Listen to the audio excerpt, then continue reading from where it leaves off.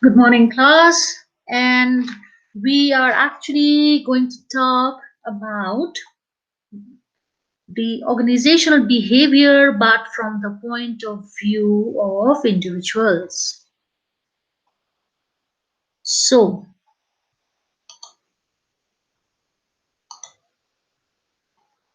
our topics for today, we will first start with the foundations of individual behavior.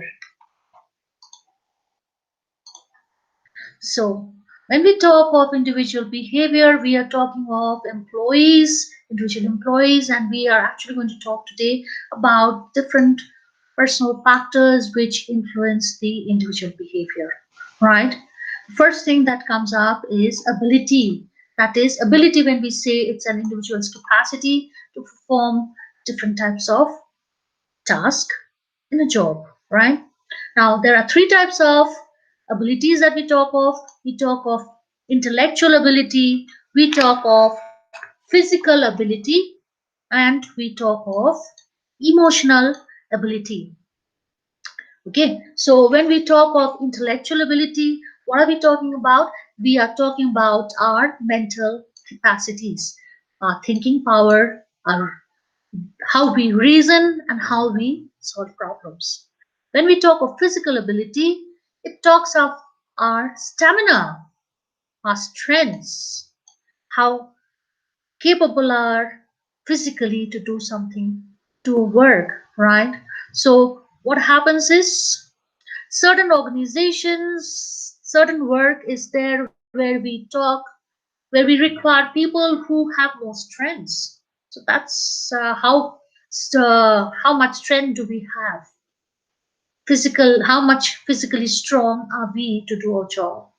Last that comes up is our emotional ability. Emotional ability, when we say it talks about capacity to actually monitor our own emotions, people's emotions, and where we are able to discriminate between different types of emotions and actually categorize them under different headings. Now, next comes up is the biographical characteristics, where it's actually the personal characteristics that we are talking about: age, gender, race, culture. Okay, and it affects the organization. It affects the way different people work. Why employees are different in their approaches. Why they are different in the way they are working. So, age is a big factor. Younger are you, the more younger are you, more capable are you, you have more strength, you have more enthusiasm, you try to prove yourself. So age is a big factor. Age and job performance is a big relationship there, and it is important. People do want fresh mind to work, and youngsters are more open to changes. So and they're willing to accept they're more flexible, uh, they're more willing to accept to the changes. Willing to try something new. Whereas when you talk of elderly people, what happens? The degree of flexibility is much less, and they are not willing to learn something new. That is the big problem. They are more resistant to it. They would want stability. Youngsters are more flexibility. Flexibility is what they want, but elderly people want stability. Okay, so there's a big question that comes up is this is for you all to actually think and work. Like, what is the perception of elderly people, and how does age actually have an effect on the turnover of employees, the degree of absenteeism, productivity, and the level of satisfaction, and how does age affect productivity? That's a work for your exercise. Gender, now when we talk of gender, it's when we're talking of male and female employees, it does have a lot of effect. Okay, now what happens, like we do have people with the female, those who are mothers, the working mothers, they do need flexibility in their working hour. There are certain jobs which would can be done only by men because it talks about physical strength. It matters. Okay, so what happens? Like the question that comes up, which is quite debatable, is are women less stable employees than men? No, it is not that. Women are equally capable, but certain jobs require strength, physical strength, where men are needed. Certain jobs. It's not that women, if you say why, if you ask me why women are not able to do it, of course they are able to do it. There are certain jobs which women can do much better. We today, I mean, what happens is we do have women entrepreneurs who are really good. You see, Biocon is where we had the first one of the pioneer organization where we have the it's a female owner. The entrepreneur is a lady, so just really so like where she's proved that she's equally capable than the others. Now, when we talk of biographical characteristics, the other thing that comes up is race. Race, when we say it's your identity, it's your background. Okay, it's where we are actually talking about culture. Culture is not about race. Means your like let's say like the race doesn't talk of any sort of discrimination. We're not talking of discrimination, but our culture. Different people come from different culture.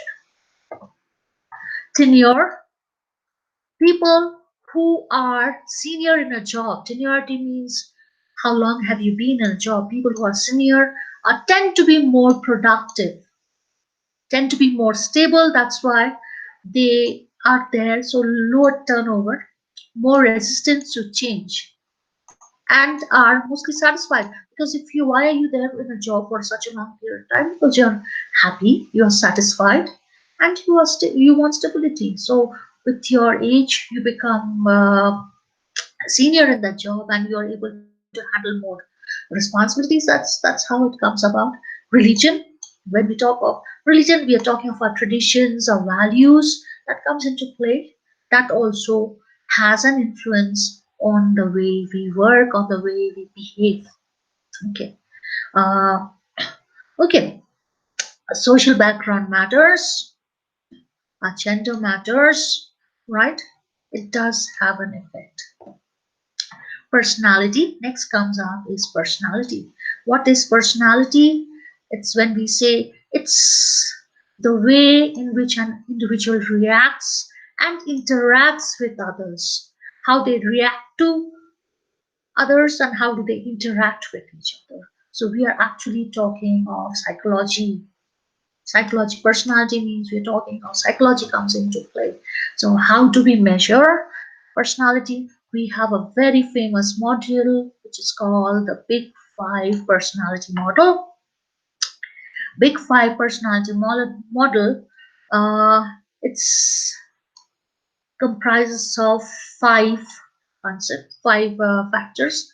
As we say, ocean. O stands for openness, C for conscientiousness, E for extroversion, A for agreeableness, N for neuroticism or emotional stability. Let's go into more details.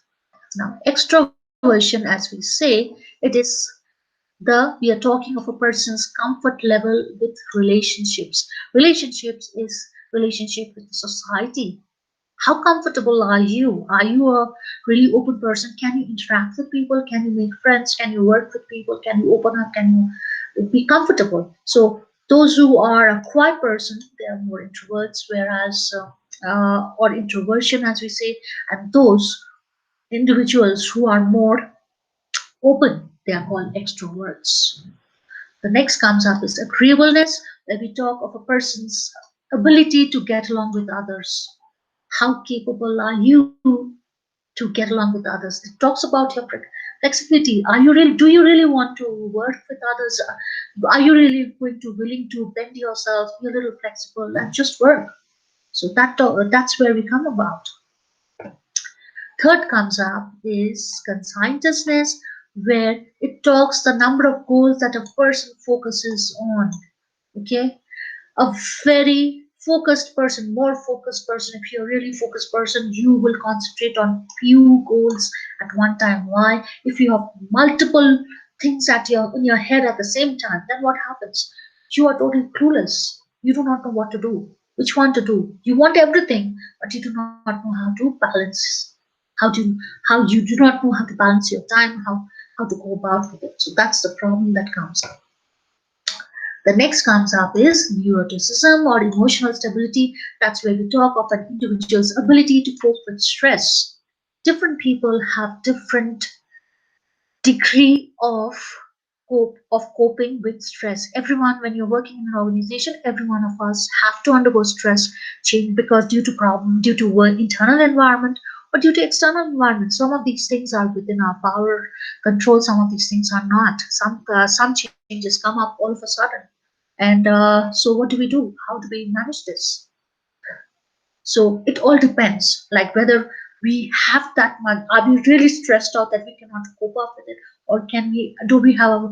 Are we actually working with a very cool head that we can actually handle this stress? It matters. So it really matters. Next thing comes up is openness. Openness talks of where it talks of willingness to listen to new ideas and to change our own ideas, beliefs, attitudes in response to new information. Are we willing to change or are we very, very rigid? No, this is what my opinion is, and this is final. I'm not willing to listen to others. I'm right always, others are wrong. So that matters. Or are we really willing to listen? Yes, I know, but why not think? Be open, see what others have to say, and maybe they are better. So this is a small test which you can do on the personality. Okay, so what is perception? As we say, perception is a very complex cognitive process that gives a unique picture of the world, a picture that may be quite different from reality, right? So what are the factors that influence perception? One comes up.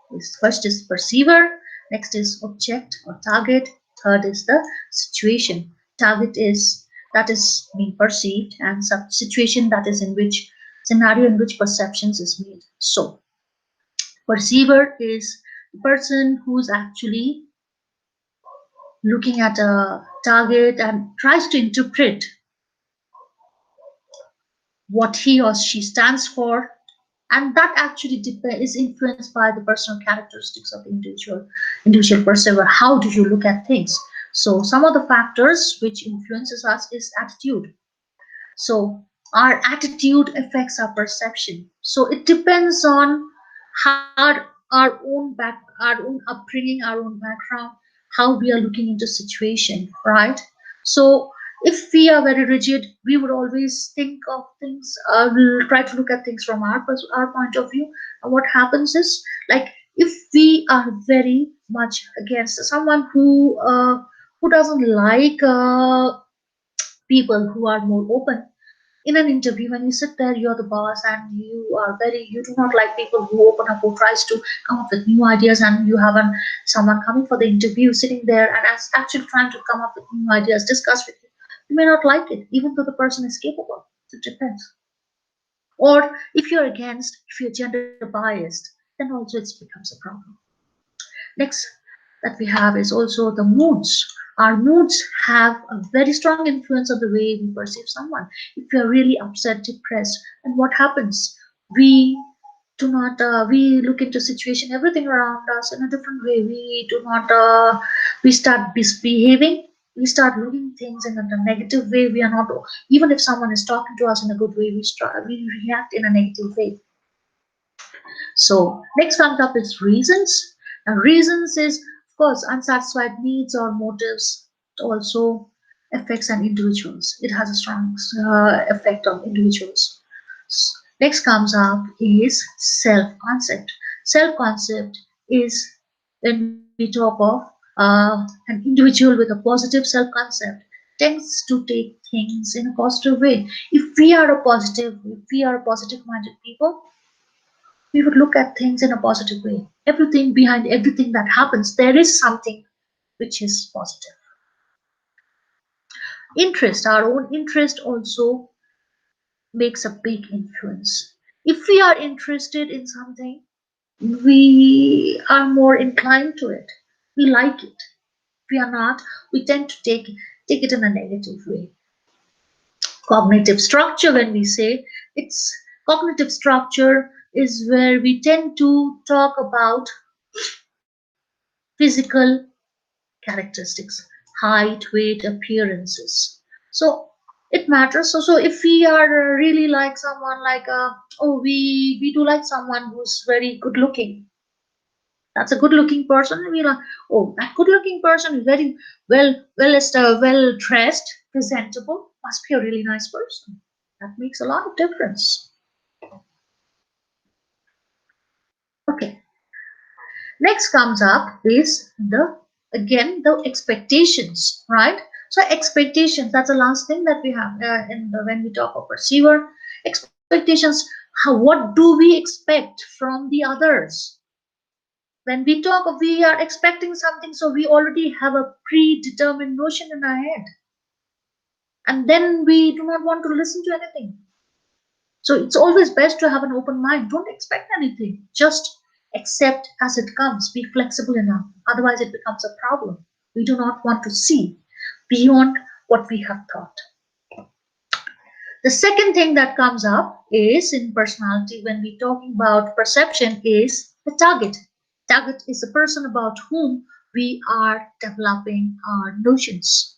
Okay, so what do we have? One comes up, as we say, is physical appearance has a big role to play, right? Verbal communication also has a big role to play. Verbal and non-verbal communication. Now non-verbal communication is more powerful than verbal communication. Verbally we can say a lot of things, but non-verbal communication, when we say, we are talking of the facial expressions, our eye contacts, body movements, and our posture. It might say a lot of things.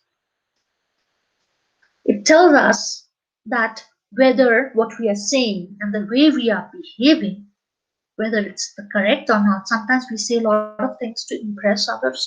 We say just to not to insult others, but our body language, our facial expressions, our eye contacts, they make a lot of difference. Say, for instance, in the class, what happens is sometimes when I ask you questions, you say, yes, ma'am, we've understood everything. But when I look into your eyes are lost. You're lost somewhere else. So your eyes betray you. Facial expressions, non-verbal expression is more powerful. So you need to be very careful because it's quite, there is a high possibility that people are able to understand that, okay, the person is saying something, but may not be really saying the right thing. Okay. Next comes up is the last thing, the situation. Situation is the environment where interaction between the perceiver and the target takes place, which actually has a great influence on the way the perceiver develops their opinion on the target. Now, time is a big factor. Time, when the time of interaction between the perceiver and the target matters. It does matter. Okay, so it obviously matters. And for example, as I said, like if for instance we're talking of a nightclub, so what happens, like you're the boss of the company and you have your employees, and so one day you actually go on a weekend, you're crossing by, you see your employees going to the nightclubs. Okay, that's your personal life. You go there, you see them coming, so if you're a very rigid person, so what happens, you think, oh my, this person is not really good going to nightclubs, having a nightlife. But the same person the very next day you see in work is very much professional, work focused, and really performing well.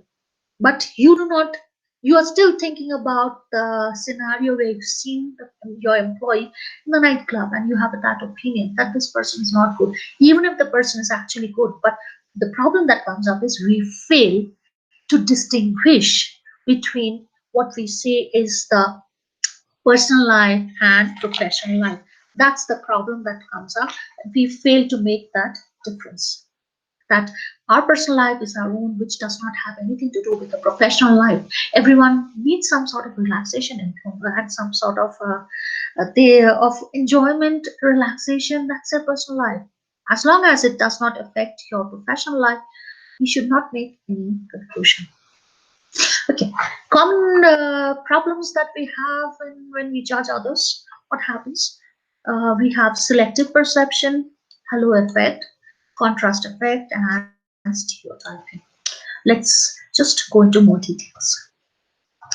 Selective perception, when we talk of selective perception, we are actually talking about the tendency to selectively interpret what one sees on the basis of one's interest, background, experience, and attitude. Okay, so if I am a really conservative person, I'm going to look at others from my perspective. I don't want to see someone is really, someone is quite open, more extrovert, but I'm an introvert person, so I do not like the person who's quite extrovert. So that is how we look into it. That's a big problem that comes up. Okay, next comes up is where we talk of halo effect. Halo effect is it's a general impression about an individual that we form on the basis of a single characteristics, that is intelligence, sociability, or appearance. So if someone is really like someone comes for the interview and well dressed, talks nice, you see the person is really good. Is the person really intelligent? Some, I mean, are we really looking into the outward appearance? What about the skills? We're not looking. I'm judging only the outward appearance. How do I look into a person? I'm not considering the entire aspect, but I'm considering only one or two characteristics, and that's where the problem comes. A hello effect is, so hello is let's say it's, when we say it's frightening, but we are looking only. It does not actually give you a correct picture. It's only a partial picture of it, which may or may not be correct. Now, next comes up is the contrast effect. Now, contrast effect, where we talk contrast effect, that is where we evaluate a person's characteristics that is affected by comparisons. We are comparing. Okay, so when you start comparing, someone is really good in an interview. Okay, you are in your organization, you have an interview happening, and people are coming to actually come and give interviews. So there's one person who's really good, who's really done well and should be deserving. Now, what happens? We actually start comparing with someone who's coming next. That if that person is really so better, so then we say, oh no, that person is really good. I feel the person is better. So it may or may not be correct. You need to judge someone who's like, when we start saying, oh, that this person is good, that person is good. So the problem that comes up is like we do not get a proper judgment. Okay. Say, for instance, a candidate is likely to receive more favorable evaluations if preceded by average applicants. Like, what happens? You are really good, or you may not be. So, let's say you are also not so good in it. You may not have given a good interview, but why do you come up and say that, okay, I think I will not get the job, but you're getting it because people who've given the job interview before you have done worse than you, so you get it. Or you really done good in that interview, really done well, but you do not get it because there are people who have done better than you, either before you or after you, and you do not know. Okay, so the next that comes up is where we talk of stereotyping. Stereotyping is where we judge someone on the basis of one's perception of the group to which that person belongs to. Now, person belongs to. So basically, what happens is, like, if you as an employee of an organization, you are really good, you have the skills, but your friends, the friends with whom you mix in the organization, the person with whom you mix, they may not be so good. Like, they may have they are creating problems, or they may not be in the good books of the employer, or they may not be so hardworking. So what happens is, what does your employer feel? That, oh, this person is mixing in a group which would try to avoid work, so this person is also bad. So you get categorized based on the group you mix, not based on your individuality or your own skills. But it is not correct. Yeah, I can mix with everyone, I can talk with everyone. That doesn't mean I'm also that person. I should be charged by my own caliber. So That's a problem that comes up. So that's all that we have for for this chapter, and we will have our next class coming week.